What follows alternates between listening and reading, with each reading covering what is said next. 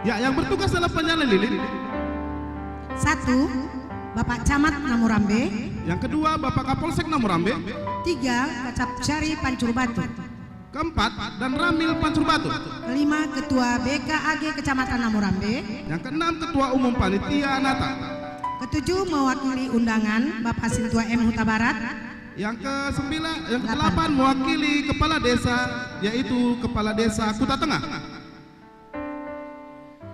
9. Sintua M. Sipayung dari GKPI. Dan yang ke-10, tamu undangan kami Ibu Mary Pandiangan. Yang ke-11, dan itulah yang pertama, Bapak pengkhotbah kami, yang kami panggil namanya supaya segera ke depan Bapak Ibu. Yang paling ujung kan?